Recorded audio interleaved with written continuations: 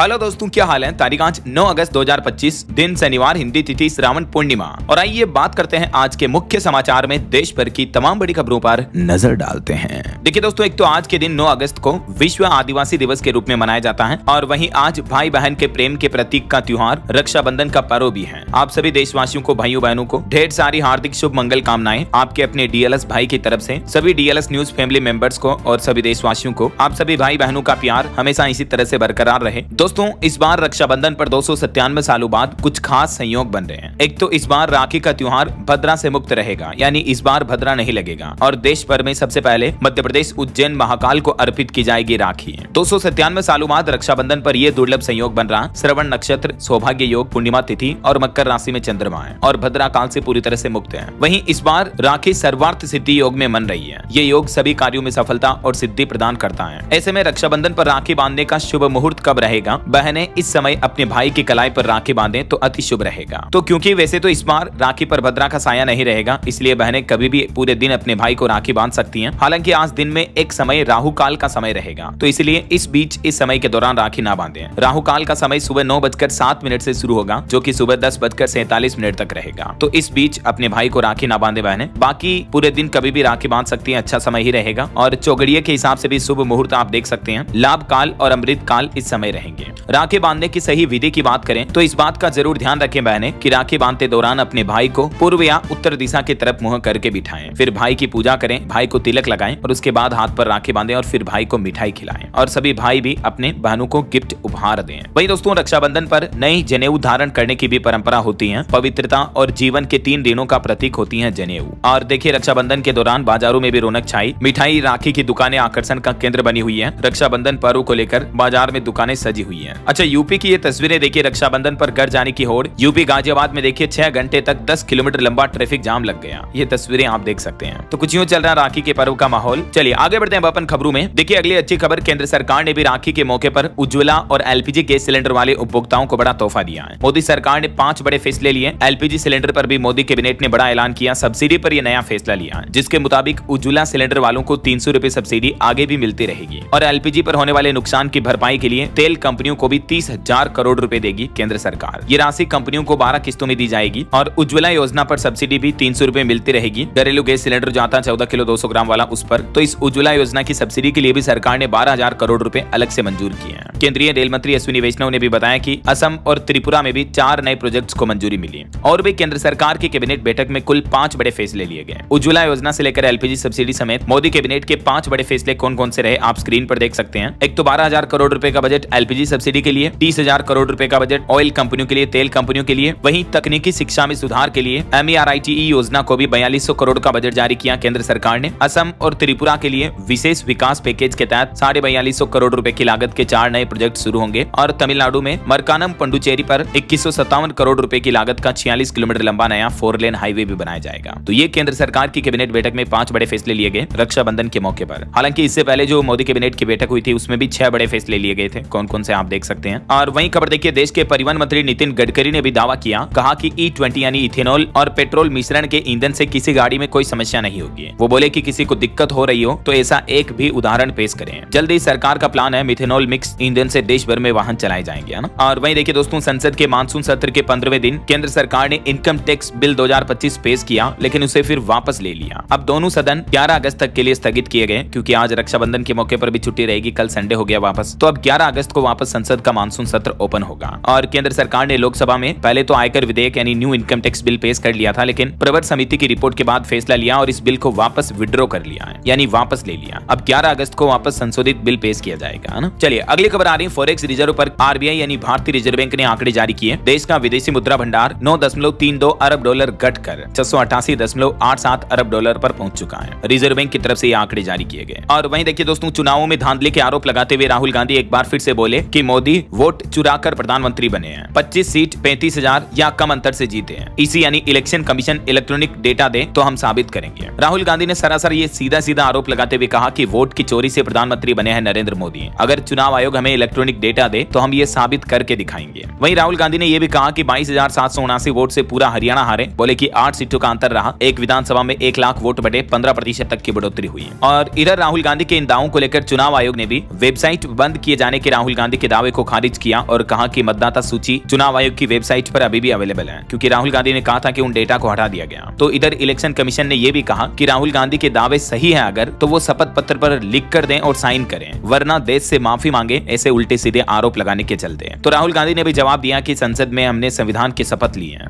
इधर देखिए बिहार की राजनीति में भी इलेक्शन कमीशन ने तेजस्वी यादव को वोटर आईडी सरेंडर करने को कहा। लेटर में लिखा कि ईपीआईसी नंबर ये जो है ये फर्जी है, ऐसे दस्तावेज बनाना और इस्तेमाल करना अपराध है। अब कांग्रेस का प्लान है राहुल गांधी के वोट चोरी के मुद्दे को देश भर में उठाएगी कांग्रेस और इस पर आगे की रणनीति बनाने के लिए अब सोमवार को बैठक भी बुलाई है। और देखिए गृह मंत्री अमित शाह भी बोले कि जो भारत में नहीं जन्मा है वो वोट नहीं डाल सकेगा। बांग्लादेश से आकर बिहार में नौकरियां खा जाते हैं कई अवैध तरीके से रहने वाले लोग बाग, लालू और कांग्रेस उन्हें बचाना चाहते हैं। तो ये कुछ राजनीतिक बयानबाजी चल रही है। और चलिए अगली खबर देखिए दोस्तों, पीएम मोदी 10 अगस्त को कल देश में एक और नई वंदे भारत एक्सप्रेस ट्रेन को हरी झंडी दिखाएंगे और ये ट्रेन पंजाब, अमृतसर और श्री माता वैष्णो देवी कटरा के बीच चलेगी। इसे वर्चुअली रूप से पीएम मोदी कल हरी झंडी दिखाएंगे। चलिए खबर आ रही हरियाणा में आइबेरिया फार्मास्यूटिकल्स खोलने जा रही मैन्युफैक्चरिंग फैसिलिटी, 600 लोगों को मिलेगा रोजगार। और दवाइयों को लेकर भी सरकार का बड़ा फैसला। देखिए केंद्र सरकार ने 41 तरह की दवाओं की अधिकतम कीमत तय की। इमरजेंसी, एंटीबायोटिक और दर्द निवारक दवाइयां अब सस्ती होगी। कुछ प्रमुख दवाओं की नई कीमतें सरकार ने क्या तय की हैं, इस बारे में डिटेल जानकारी आप देख सकते हैं स्क्रीन पर। इससे आम लोगों को महंगी दवाओं से राहत मिलेगी, है ना। और वहीं देखिए असम सरकार ने एक बड़ा कदम उठाया, मूल निवासियों को आत्मरक्षा के लिए मिलेगा ऑनलाइन हथियार लाइसेंस भी। असम सरकार ने राज्य के सीमावर्ती एवं संवेदनशील क्षेत्रों में रह रहे असम के मूल निवासियों की सुरक्षा के लिए यह महत्वपूर्ण कदम उठाया है और ऑनलाइन उन्हें हथियार का लाइसेंस भी मिलेगा, है ना। ये देख सकते हैं आप इस बारे में ज्यादा डिटेल भी। और एक रिपोर्ट सामने आ रही कि भारत ने 2024-25 में 180 लाख टन मिलेट अनाज का उत्पादन किया। मिलेट यानी मोटे अनाज का, जिसमें राजस्थान राज्य सबसे आगे रहा है, महाराष्ट्र दूसरे और कर्नाटक तीसरे स्थान पर रहा है। भारत वर्तमान में दुनिया में मिलेट यानी श्री अन्न का सबसे बड़ा उत्पादक देश बन चुका है। वैश्विक उत्पादन में 38% योगदान अकेले भारत का है। और देखिए परिवहन मंत्री नितिन गडकरी ने कहा कि सरकार ने 2014 से लेकर अब तक 1,08,743 किलोमीटर राष्ट्रीय राजमार्गों यानी नेशनल हाईवे का निर्माण किया। परिवहन मंत्री ने ये आंकड़े भी जारी किए। चलिए हाई कोर्ट का एक बड़ा फैसला देखिए, पेंशन व ग्रेच्युटी देना कोई खैरात नहीं है। जांच के नाम पर सरकारी कर्मचारियों को इसके लाभ से वंचित नहीं कर सकते हैं। झारखंड हाईकोर्ट ने एक केस की सुनवाई करते हुए कहा कि कोई भी सरकारी कर्मचारी है, पेंशन, सेवानिवृत्ति लाभ और ग्रेच्युटी उनके संवैधानिक अधिकार हैं। केवल दोष सिद्ध होने के बाद ही उनको इन अधिकारों से रोका जा सकता है। बाकी जब तक कर्मचारियों के खिलाफ जांच चल रही हो तब तक कोई भी राज्य सरकारें कर्मचारियों को इन अधिकारों से नहीं रोक सकती हैं। ये हाईकोर्ट की तरफ से एक अहम फैसला सुनाया गया है ना। और सुप्रीम कोर्ट के भी कुछ बड़े फैसले देखिए दोस्तों। एक तो देश के सर्वोच्च न्यायालय सुप्रीम कोर्ट ने राजद्रोह कानून पर केंद्र सरकार से जवाब मांगा। कोर्ट अब संवैधानिक वैधता पर भी विचार करेगा। एक याचिकाकर्ता ने कहा था कि नया कानून भी पुराने जैसा ही सकते हैं, तो इस मामले को लेकर अब केंद्र सरकार से सुप्रीम कोर्ट ने जवाब मांगा। वहीं देखिए सुप्रीम कोर्ट ने कहा कि ईडी जांच एजेंसी जो है ईडी वो ठगों की तरह काम नहीं कर सकती है। ईडी को भी कानून के दायरे में रहना होगा। 5 साल में 10% से भी कम मामलों में सजा हुई है, तो सुप्रीम कोर्ट ने ईडी को भी इस मामले में सख्त निर्देश दिए हैं। वहीं देखिए उत्तर प्रदेश मथुरा में बांके बिहारी ट्रस्ट पर भी सुप्रीम कोर्ट ने अस्थायी रोक लगा दी। यूपी सरकार ने मंदिर देखभाल के लिए बनाया था ये ट्रस्ट, अब सुप्रीम कोर्ट ने इस केस को भी हाई कोर्ट में ट्रांसफर कर दिया है। और जम्मू कश्मीर को पूर्ण राज्य का दर्जा देने के मामले पर भी सुप्रीम कोर्ट में सुनवाई हुई। याचिका में दलील दी गई कि प्रदेश की मौजूदा स्थिति इसके अनुकूल है। 6 साल पहले धारा 370 हटाई थी, तब से इसको केंद्र शासित प्रदेश बना दिया है। तो अब देखते हैं सुप्रीम कोर्ट की तरफ से इस सुनवाई के बाद क्या फैसला सुनाया जाता है। जो भी अपडेट आएगा मैं आपको बता दूंगा। और वहीं देखिए बॉलीवुड एक्टर सैफ अली खान को भी पैतृक संपत्ति मामले में सुप्रीम कोर्ट से राहत मिली है। मध्य प्रदेश हाई कोर्ट के फैसले पर रोक लगाई और ट्रायल कोर्ट को नए सिरे से सुनवाई करने को कहा है। एमपी भोपाल में स्थित उनकी पुश्तैनी संपत्ति विवाद में बॉलीवुड एक्टर को यह राहत मिली है। चलिए अगली खबर देखिए, मुंबई में 10 करोड़ की ड्रग्स के साथ 5 लोग गिरफ्तार हुए, जिसमें एक नाइजीरियन व्यक्ति भी शामिल है। वहीं भारतीय सेना के लिए अच्छी खबर आई है, ताकत बढ़ेगी अब हमारी इंडियन आर्मी की, क्योंकि देखिए इंडियन आर्मी और एयरफोर्स को 200 नए हल्के हेलीकॉप्टर मिलेंगे। सेना को 120 और 80 वायुसेना को मिलेंगे। पुराने चेतक और चीता हेलीकॉप्टर अब रिटायर होंगे और इसके लिए रक्षा मंत्रालय ने RFI यानी रिक्वेस्ट फॉर इन्फॉर्मेशन भी जारी किया है। तो इससे हमारी इंडियन आर्मी की ताकत बढ़ेगी, है ना। और उत्तराखंड में जो त्रासदी हुई उस मामले पर रिपोर्ट आ रही, देखिए आप। उत्तराखंड के धराली में त्रासदी पर अब हाईटेक मशीनें पहुंचने में 4 दिन और लगेंगे। 80 एकड़ से मलबा हटाने में 3 JCB मशीनें लगाई गई हैं। 100 से 150 लोगों के इस मलबे में दबे होने की आशंका है। तो पूरी तरह से रेस्क्यू ऑपरेशन शुरू होने में अभी 4 दिन और लग सकते हैं। ऐसा वैसे इस आपदा को आए ही 4 दिन हो चुके हैं, बावजूद इसके अभी देखिए रेस्क्यू ऑपरेशन बहुत धीमे चल रहा है। वैसे देश भर में भी मानसून के हालात काफी गंभीर चल रहे हैं। अन्य राज्यों में भी देखिए आप, उत्तर प्रदेश के 24 जिलों में बाढ़ आई हुई है। लगभग 1250 गांव पूरे पानी में डूब चुके हैं। और इधर बारिश की वजह से झारखंड में भी 431 लोगों की मौतें हो गई। हिमाचल प्रदेश में भी इस मानसूनी सीजन में 202 लोगों की मौतें हुई। बिहार में 230 स्कूल बंद पड़े हैं। तो देश भर में अभी रक्षाबंधन के मौके पर भी मौसम विभाग ने कुछ राज्यों में बारिश की चेतावनी जारी की है। आगे मैं आपको बताऊंगा और भी पूरे मौसम समाचार विस्तार से। फिलहाल देखिए अगला अपडेट। केंद्र सरकार ने आंकड़े जारी किए। पिछले साल 2024 में 2 लाख भारतीयों ने हमारे देश की नागरिकता छोड़ी है, जो कि 2020 की तुलना में 2.5 गुना तक है ये संख्या। केंद्र सरकार ने लोकसभा में पिछले 5 सालों के आंकड़े जारी किए हैं। और वहीं दोस्तों भारत अमेरिका के बीच टैरिफ मसले को लेकर कुछ अपडेट देखिए। डोनाल्ड ट्रंप के टैरिफ वॉर के बीच पीएम मोदी की दोस्त पुतिन से बातचीत हुई और उनको भारत भी बुलाया। पीएम मोदी ने रूस के राष्ट्रपति व्लादिमीर पुतिन से बातचीत की, भारत आने का न्योता दिया और इस दरमियान उन्होंने यूक्रेन संघर्ष पर भी चर्चा की। फोन पर लगभग 15-20 मिनट तक दोनों नेताओं के बीच बातचीत हुई और इस बातचीत के दौरान पीएम मोदी ने कहा कि भारत आपका स्वागत करने के लिए उत्सुक है। अभी एक दिन पहले कल एनएसए अजीत डोभाल भी रूस की राजधानी मॉस्को में रूसी राष्ट्रपति से मिले थे। तो रूस भारत के बीच दोस्तियां और बढ़ रही है। इस साल के अंत तक पुतिन भारत दौरे पर आएंगे और इस दरमियान पीएम मोदी से उनकी मुलाकात होगी। और वहीं देखिए हमारे रक्षा मंत्रालय ने भी अमेरिकी टैरिफ तनाव के बीच अमेरिका के साथ रक्षा सौदे स्थगित करने की खबरों को खारिज किया। पहले ऐसी मीडिया रिपोर्ट्स आ रही थी कि भारत ने अमेरिका से हथियार और विमानों की खरीद रोक दी है और रक्षा मंत्री का दौरा भी रद्द हुआ। तो इस पर सरकार बोली कि ये रिपोर्ट्स गलत है। अमेरिका के साथ हथियार खरीद की प्रक्रिया पहले की तरह ही जारी है। और एक दावा यह भी किया जा रहा है कि एक फोन कॉल की वजह से मोदी और ट्रंप के रिश्ते बिगड़े हैं, क्योंकि फोन पर मोदी ने कहा था कि पाकिस्तान से सीजफायर में अमेरिका का कोई रोल नहीं है। तो इस बात से अमेरिकी राष्ट्रपति डोनाल्ड ट्रंप बुरा मान गए। हालांकि ये सिर्फ मीडिया रिपोर्ट्स में दावा किया जा रहा, ब्लूमबर्ग की रिपोर्ट है एक, असल वजह कुछ और भी हो सकती है। और ट्रंप टैरिफ के बीच भारतीय स्टेट बैंक एसबीआई की भी रिसर्च की एक रिपोर्ट सामने आ रही है, जिसमें दावा किया गया कि अमेरिका का 25% टैरिफ प्रस्ताव लगाना एक तरह से गलत नीतिगत कदम है और ऐसे में भारत अमेरिका ट्रेड डील पर भी भारत को अपने किसानों की सुरक्षा जारी रखनी चाहिए। ऐसा वैसे दोस्तों आगे आने वाले 19 दिन भारत अमेरिका के लिए काफी अहम होंगे। अगर बातचीत से हल नहीं निकल पाया तो 19 दिन बाद ट्रंप भारत पर 50% टैरिफ लगा देंगे। 25% तो पहले से लग चुका है और 25% और लगाने की भी उन्होंने चेतावनी दी है। और कुछ मीडिया रिपोर्ट्स में यह भी दावा किया जा रहा है कि रिफाइनरियों ने रूस से कच्चे तेल की खरीद रोक दी है। मिडिल ईस्ट से तेल खरीद सकता अब भारत, अमेरिका के दबाव का असर दिख रहा है। लेकिन दोस्तों अगर रूस से तेल खरीदना भारत का बंद हुआ तो भारत को $9 बिलियन तक का आयात खर्च बढ़ जाएगा। तो कहीं न कहीं भारत को बहुत ज्यादा अतिरिक्त लागत चुकानी पड़ेगी। भारतीय स्टेट बैंक की रिपोर्ट में यह भी अनुमान लगाया गया है। और एक खबर देखिए, भारत डेड इकोनॉमी नहीं है, दुनिया की सबसे तेज उभरती अर्थव्यवस्था है। अमेरिकी राष्ट्रपति डोनाल्ड ट्रंप के डेड इकोनॉमी वाले बयान पर डेनमार्क के एक राजदूत ने भी भारत के पक्ष में यह बयान दिया और कहा कि भारत दुनिया की सबसे तेजी से बढ़ती अर्थव्यवस्था है और निवेश के लिए भी भारत एक बेहतरीन जगह है। हालांकि मूडीज ने भी एक रिपोर्ट जारी की और कहा कि भारत पर अगर अमेरिका का 50% टैरिफ शुल्क लग जाता है तो फिर भारत की विकास रफ्तार यानी जीडीपी ग्रोथ रेट भी घट जाएगी और 6% रह जाएगी भारत की जीडीपी वृद्धि दर। रेटिंग एजेंसी मूडीज की तरफ से अनुमान लगाया गया। और इस बीच डोनाल्ड ट्रंप ने तो एक बार फिर से हिदायत दी और कहा कि हम भारत के साथ कोई भी नेगोशिएशन नहीं करेंगे।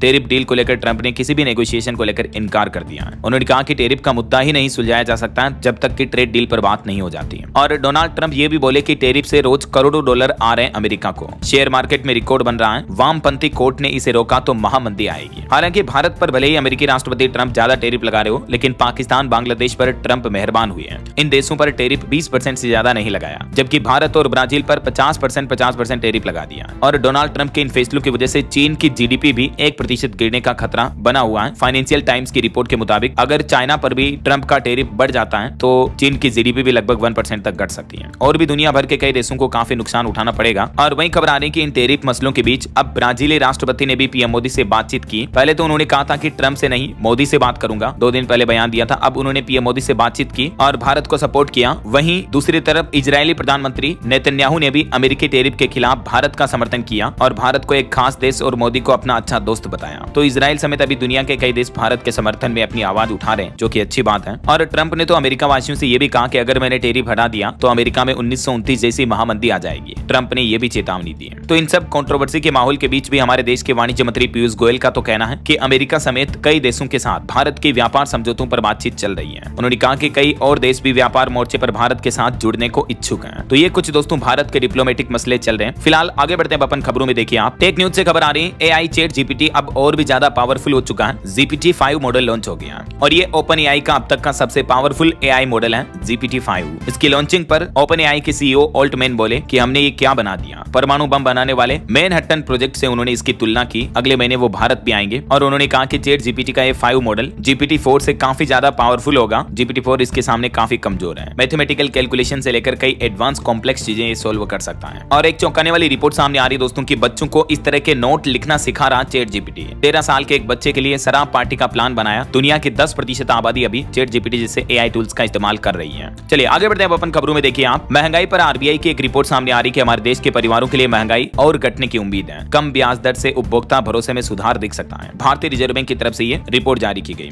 और एक रिपोर्ट ये भी सामने आ रही कि टमाटर, प्याज और आलू की कीमतें घटने से शाकाहारी थाली भी बीते कुछ महीनों में 14% तक सस्ती हुई है। चलिए अगली बड़ी खबर देखिए। SSC CGL exam finally postpone हो चुका है। एसएससी ने स्थगित की सीजीएल की परीक्षा। अब ये एग्जाम सितंबर में होगा। परीक्षा को प्रबंधन पर भी सफाई दी है। वैसे ये परीक्षा 13 अगस्त से शुरू होने वाली थी, लेकिन अब जारी नोटिस के मुताबिक सीजीएल का ये एग्जाम सितंबर महीने में आयोजित किया जाएगा ना। और वहीं खबर देखिए, देश की राजधानी दिल्ली की विधानसभा में पास हुआ फीस बिल 2025। मुख्यमंत्री रेखा गुप्ता बोली कि शिक्षा व्यापार नहीं बल्कि बच्चों के भविष्य का अधिकार है। दिल्ली सरकार का कहना है कि ये बिल न केवल स्कूलों की मनमानी फीस को रोकेगा बल्कि माता पिता को भी इससे राहत मिलेगी। और वहीं देखिए, पुरानी गाड़ियों पर बैन को लेकर भी CAQM ने बड़ा खुलासा किया और कहा कि अभी तक इस पर कोई रिसर्च नहीं की गई है। दिल्ली NCR में 10 साल से पुरानी डीजल और 15 साल से पुरानी पेट्रोल गाड़ियों पर लगे बैन को लेकर अब ये अहम जानकारी सामने आई और पता चला कि अभी तक इन वाहनों से फैलने वाले वायु प्रदूषण पर कोई रिसर्च, कोई अध्ययन ही नहीं किया गया। देखिए जरा। और वहीं देखिए, पार्लियामेंट में सरकार ने जवाब दिया। 1962 के युद्ध को लेकर केंद्र सरकार ने कहा कि चीन ने उस वक्त 38,000 वर्ग किलोमीटर भारतीय जमीन पर कब्जा कर लिया था। और देखिए, GI टैगिंग उत्पादों को बढ़ावा देने के लिए नाबार्ड ने एक नई पहल की है। 4000 MSME फर्म्स को मिलेगा लाभ। नाबार्ड ग्रामीण क्षेत्र में सूक्ष्म, लघु और मध्यम उद्यमों के लिए राष्ट्रीय कौशल विभाग के साथ मिलकर 4000 एंटरप्राइजेज के लिए ये योजना शुरू करने जा रहा। और इस योजना के तहत नाबार्ड उनको कारोबारी ट्रेनिंग देगा, रीफाइनेंस करने, उत्पादों की मार्केटिंग और ब्रांडिंग के साथ ही उनके उत्पादों को बेचने के लिए एक प्लेटफॉर्म भी उपलब्ध करवाएगा। तो ये राष्ट्रीय कृषि और ग्रामीण विकास बैंक नाबार्ड की तरफ से नई पहल की जा रही है देश में MSME को सपोर्ट करने के लिए, है ना।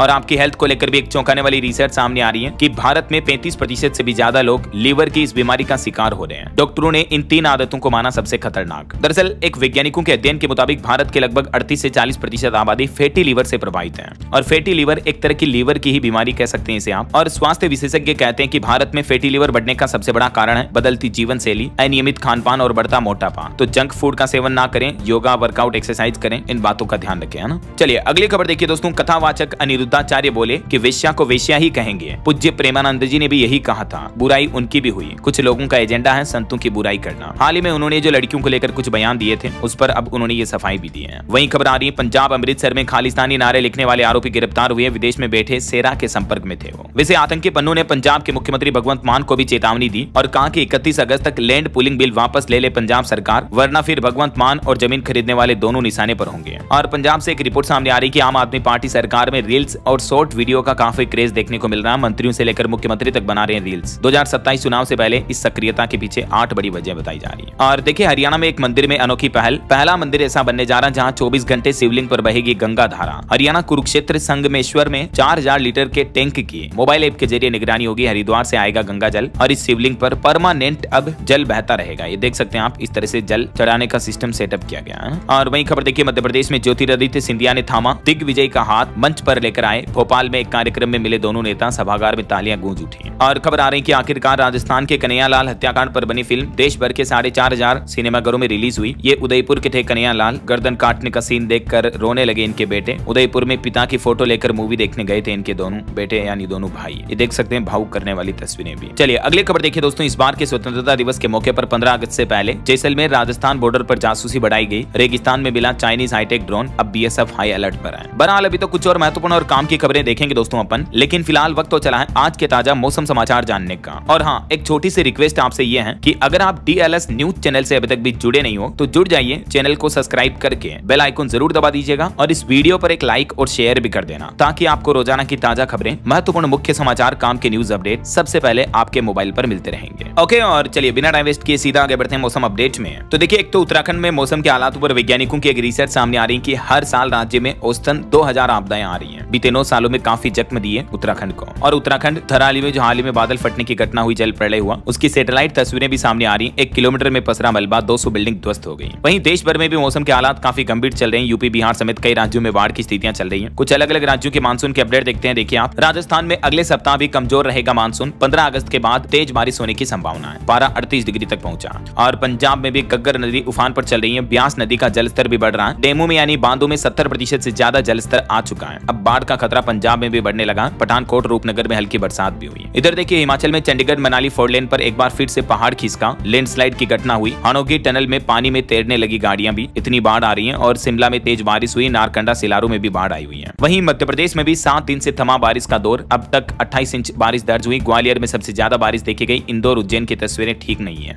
और यूपी में देखिए एक बाइक सवार पर भरभरा कर गिर गया मकान, प्रयागराज में थाना भी डूबा, जौनपुर में बारिश से रेस्टोरेंट जमीजौत हुआ। यूपी के 30 शहरों में आज भी बारिश की चेतावनी है। बिहार के मानसून का लाइव अपडेट आ रहा, पटना, सीतामढ़ी, सहरसा समेत 6 जिलों में मूसलाधार बारिश का अलर्ट। सुल्तानगंज में गंगा नदी उफान पर चल रही, कई दुकानें डूबी, छपरा शहर में भी घुसा बाढ़ का पानी। और झारखंड के मानसून की स्थिति देखिए, राज्य में 11 अगस्त तक बारिश का येलो अलर्ट है, आकाशीय बिजली गिरने की भी चेतावनी। वैसे झारखंड में भी अब तक 43% ज्यादा बारिश हो चुकी है इस बार के मानसूनी सीजन में। और हरियाणा में देखिए यमुना नदी में नहाने गए 2 युवक बह गए, 3 जिलों में 4 लाशें भी मिली। घग्गर और सोम नदी हरियाणा में भी उफान पर चल रही, नजदीकी इलाकों में अलर्ट जारी हुआ। वहीं मौसम विभाग का कहना है दोस्तों कि अभी तो भले ही मानसून थोड़ा कमजोर पड़ा हुआ है, लेकिन बंगाल की खाड़ी में जल्द ही बनेगा बारिश लाने वाला नया सिस्टम। तो इस बंगाल की खाड़ी में लो प्रेशर बनने के चलते मानसून का जोर वापस लौटेगा और देश भर में फिर से तेज मानसूनी बारिश की शुरुआत हो जाएगी। 12-13 अगस्त के बाद से मानसूनी गतिविधियां एक बार फिर से आपको बढ़ी हुई देखने को मिलेगी। इस बीच स्काईमेट वेदर की रिपोर्ट के मुताबिक अगले 24 घंटों के दौरान देश भर में मौसम की संभावित गतिविधियां क्या रह सकती हैं, देख सकते हैं आपके रक्षाबंधन के मौके पर किन किन राज्यों में हल्की फुल्की बारिश की संभावना रहेगी। वैसे रेड अलर्ट अकेले अरुणाचल प्रदेश राज्य में जारी किया है अभी मौसम विभाग ने, और बाकी बिहार, तमिलनाडु, पुडुचेरी, असम, मणिपुर, मेघालय, मिजोरम, नागालैंड और त्रिपुरा, इन राज्यों में ऑरेंज अलर्ट है। वहीं मध्य भारत के अधिकतर राज्यों में येलो अलर्ट रहेगा, यानी सामान्य हल्की फुल्की बारिश हो सकती है। ओके, और चलिए मौसम के बाद अब अपन आज के सराफा बाजार पर नजर डाल लेते हैं। तो देखिए दोस्तों, सोने ने एक बार फिर से अब तक का सबसे बड़ा रिकॉर्ड तोड़ दिया। 52 सप्ताह की नई ऊंचाई पर पहुंचा सोने का भाव। 1,01,406 रुपए प्रति 10 ग्राम के नए ऑल टाइम हाई पर पहुंच चुका गोल्ड का दाम। बीते एक ही दिन में 703 रुपए बढ़ा और रक्षाबंधन के मौके पर सोना और ज्यादा महंगा हुआ। चांदी की बात करें तो चांदी की कीमत मामूली 350 रुपए कम होकर अभी 1,14,893 रुपए प्रति किलो चल रही है। बाकी और भी अलग अलग कैरेट के हिसाब से सोने की कीमतें आप देख सकते हैं स्क्रीन पर। 24 कैरेट, 22 कैरेट और 28 कैरेट का भाव क्या चल रहा है। चलिए कुछ मार्केट अपडेट्स पर भी नजर डाल लेते हैं। भारतीय शेयर मार्केट में भी बड़ी गिरावट देखने को मिली। सेंसेक्स 4 महीने बाद 80,000 के नीचे आया। बीते दिन 765 अंक गिरा। निफ्टी भी 246 अंक फिसला। ऑटो और IT शेयर्स टूटे। अमेरिकी टैरिफ का असर भारतीय शेयर बाजार पर भी साफ साफ नजर आ रहा है। और वही खबर है, भारतीय स्टेट बैंक SBI को पहली तिमाही में 19,160 करोड़ का मुनाफा हुआ। वैसे देश भर के सरकारी बैंकों ने एक नया रिकॉर्ड बनाया, 3 महीने में 44,218 करोड़ रुपए की कमाई की। SBI समेत अन्य सरकारी बैंकों का यह शुद्ध मुनाफा रहा है। और टाटा मोटर्स का मुनाफा 30% घटकर 3924 करोड़ रुपए रहा। वहीं LIC का मुनाफा पहली तिमाही में सालाना आधार पर 4% बढ़कर 10,957 करोड़ रुपए हुआ। प्रीमियम से भी LIC की आमदनी 5% बढ़ी है। और देखिए UPI सर्विस एक बार फिर से 45 मिनट तक डाउन रही। गूगल पे, फोन पे जैसे प्लेटफॉर्म से पेमेंट करने में यूजर को दिक्कत आई तो सोशल मीडिया पर यूजर्स ने शिकायत भी की।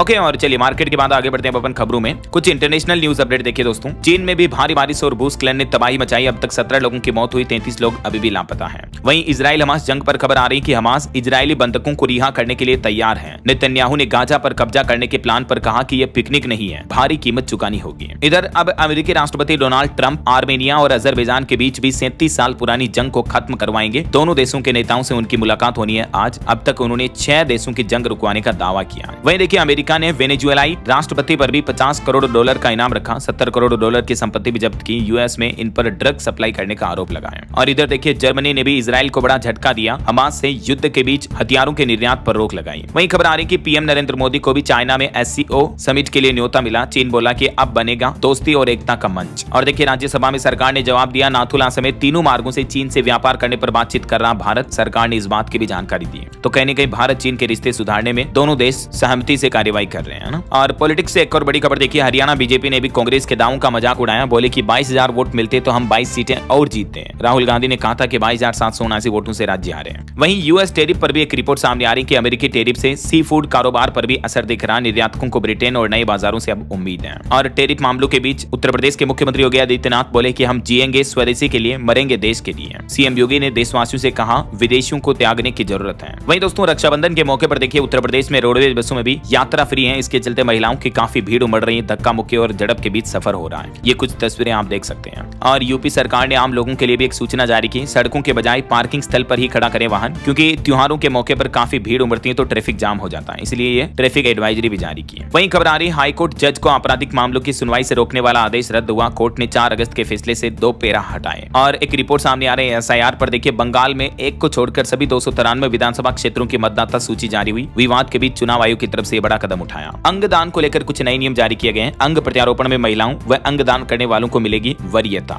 नई व्यवस्था लागू करने के निर्देश दिए। देश भर के सभी राज्यों को आदेश में केंद्र सरकार ने कहा कि अंगदान यानी ऑर्गन डोनेशन को बढ़ावा देने पर प्रत्येक राज्य को जोर देना चाहिए। ऐसे में जो परिवार या सदस्य अंगदान कर रहे हैं उनके परिजनों को 15 अगस्त 26 जनवरी जैसे समारोहों पर सम्मानित किया जाएगा। इसके अलावा ऐसी दिवंगत अंगदाताओं को भी पूरा सम्मान देने का निर्देश जारी किया केंद्र सरकार ने और सभी राज्यों से नई व्यवस्था लागू करने का आदेश भी दिया। रिपोर्ट्स के मुताबिक 2024 में 19,000 अंग प्रत्यारोपण यानी ऑर्गन ट्रांसप्लांट हुए हमारे देश में। और वहीं देखिए ओबीसी के लिए भी क्रीमी लेयर आय सीमा में बदलाव समय की जरूरत है, संसदीय समिति ने यह भी सिफारिश की है। और वेस्ट बंगाल पश्चिम बंगाल के आरजी कर हत्याकांड की पीड़िता की बरसी पर भी निकलेगी रैली, पुलिस ने किए सुरक्षा के चाक चौबंद इंतजाम। 9 और 14 अगस्त को न्याय के लिए सड़कों पर उतरेंगे लोग बाग। और खबर आ रही कि मेजर जनरल अमरपाल सिंह चहल को मिली अहम जिम्मेदारी, बने बंगाल और सिक्किम एनसीसी निदेशालय के एडीजी। और वहीं देखिए दोस्तों डीपीडीपी एक्ट को लेकर भी सरकार का कहना है कि इस अधिनियम में कोई बदलाव नहीं करेगी सरकार, अक्सर पूछे जाने वाले सवालों पर अब जानकारी देगी सरकार। डीपीडीपी यानी सरकार डिजिटल व्यक्तिगत डेटा संरक्षण अधिनियम का जो बदलाव ला रही है तो उस पर गवर्नमेंट का कहना है कि इसमें कोई भी बदलाव नहीं किए जाएंगे। वहीं खबर आ रही कि 29 अगस्त को गृह मंत्री अमित शाह और 8 सितंबर को पीएम मोदी भी असम राज्य का दौरा करेंगे और बद्रीनाथ नेशनल हाईवे भी वापस खुला, वाहनों की आवाजाही शुरू हुई। वहीं देखिए हिमाचल प्रदेश के मुख्यमंत्री सुखविंदर सिंह सुक्खू बोले कि सत्र के बीच शिक्षकों को सेवानिवृत्त नहीं करने पर सरकार विचार कर रही है। और हिमाचल प्रदेश में रेड श्रेणी में आएंगी चिट्टे की अधिक तस्करी और प्रयोग वाली पंचायतें भी। चलिए अगली खबर देखिए, परीक्षा में कृपाण पहनने के अधिकार को लेकर एसजीपीसी की याचिका पर हाईकोर्ट सख्त हुआ, केंद्र और राज्य सरकारों को नोटिस दिया। एसजीपीसी ने याचिका में लिखा कि संविधान के अनुच्छेद 25 के तहत सिखों को अपने धर्म का पालन करने का अधिकार है और परीक्षा के दौरान भी कृपाण को साथ रखने और ले जाने की मांग की है। क्योंकि हाल ही में राजस्थान में एक मामला सामने आया था, सिख स्टूडेंट ने हाईकोर्ट में अपील दाखिल की, ककार पहनने पर न्यायिक परीक्षा से रोका था उस स्टूडेंट को। अब केंद्र और राज्य सरकार से हाईकोर्ट ने जवाब भी मांगा है। और खबर आ रही पीएम मोदी कल 10 अगस्त को देश भर में कुल 3 वंदे भारत ट्रेनों को हरी झंडी दिखाएंगे।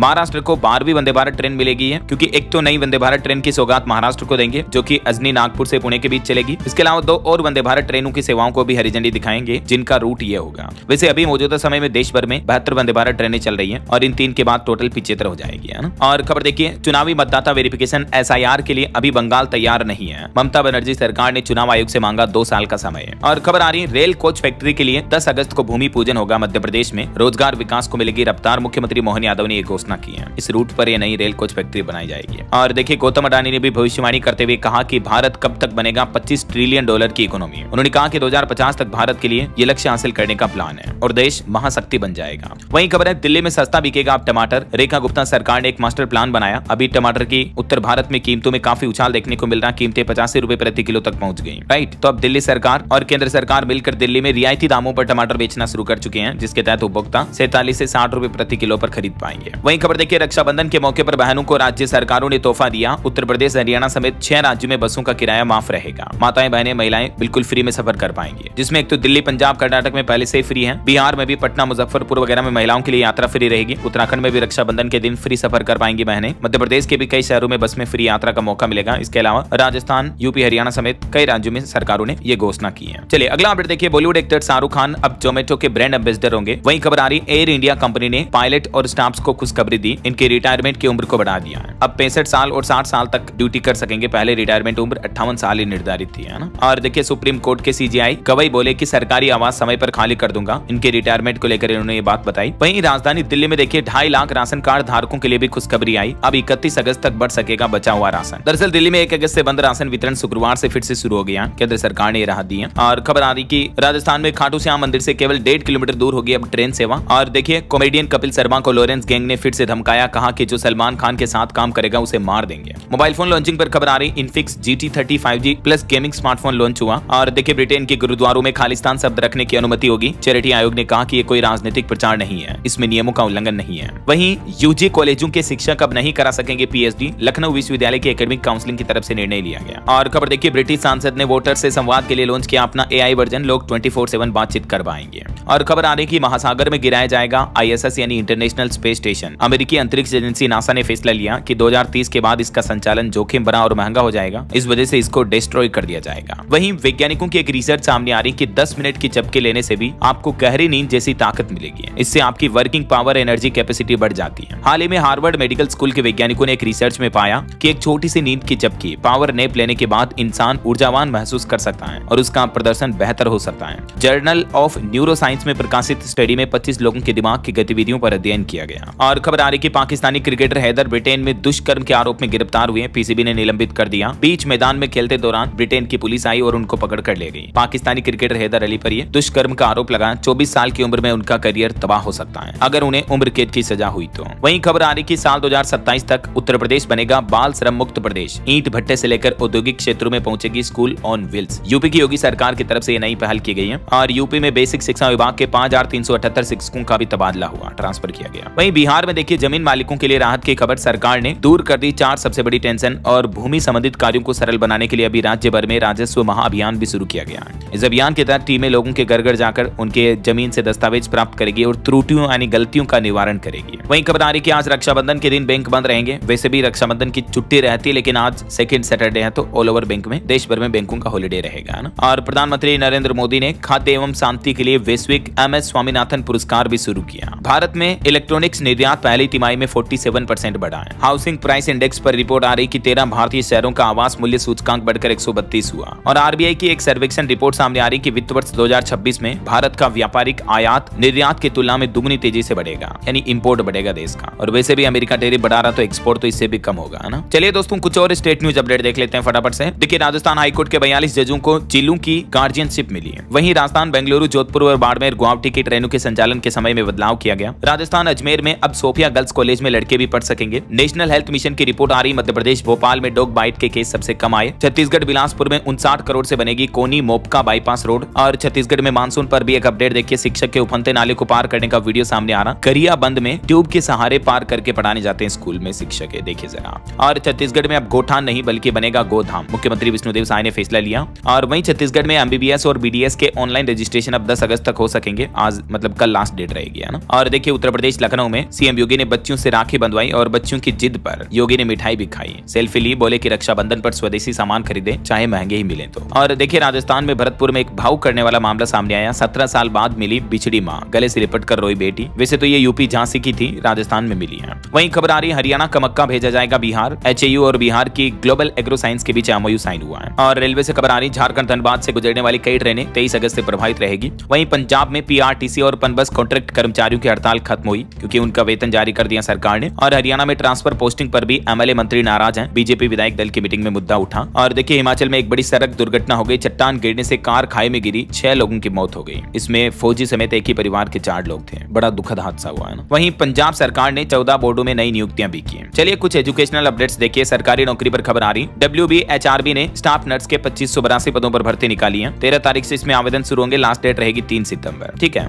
और इसके अलावा हरियाणा CET एग्जाम रिजल्ट में भी अब नॉर्मलाइजेशन का नियम लागू होगा। HSSC के चेयरमैन ने कहा कि डॉक्यूमेंट सर्टिफिकेट तैयार रखें। और खेल जगत से खबर देखिए, विराट कोहली ने इंटरनेशनल क्रिकेट में वापसी की तैयारी शुरू की। गुजरात टाइटंस के कोच से ले रहे ट्रेनिंग, अक्टूबर में ऑस्ट्रेलिया से वनडे सीरीज खेलेंगे। ओके, और चलिए दोस्तों अंत में आज के राशिफल पर नजर डाल लेते हैं। देखिए वृश्चिक राशि वालों के करियर में बदलाव की स्थिति बनेगी और मीन राशि वालों को प्रॉपर्टी के कामों में भी फायदा होने के योग है। और भी कुछ अलग अलग राशियों का राशिफल आप देख सकते हैं स्क्रीन पर। और हाँ दोस्तों, आप मुझे कमेंट करके बताइए कि दुनिया में मिलेट्स अनाज का सबसे बड़ा उत्पादक देश कौन सा है, कमेंट करके बताइए। सही जवाब देने वाले लोगों को रैंडमली सेलेक्ट होने पर DLS न्यूज टीम की तरफ से एक शानदार सरप्राइज गिफ्ट जीतने का मौका मिलेगा। और इसी के साथ अगर आपको वीडियो अच्छा लगा तो इसे लाइक करना, शेयर भी करना। DLS न्यूज चैनल को सब्सक्राइब करके बेल आइकन जरूर दबा देना, रोजाना ऐसी इन्फॉर्मेटिव जानकारियां, महत्वपूर्ण समाचार देखते रहने के लिए। और हाँ, अगेन आप सभी भाइयों बहनों दोस्तों मित्रों को रक्षाबंधन की ढेर सारी हार्दिक शुभकामनाएं। ओके, ख्याल रखिएगा अपने आप का, अपने परिवार का। मिलेंगे अगले नेक्स्ट अपडेट में, तब तक के लिए जय हिंद, जय भारत, वंदे मातरम।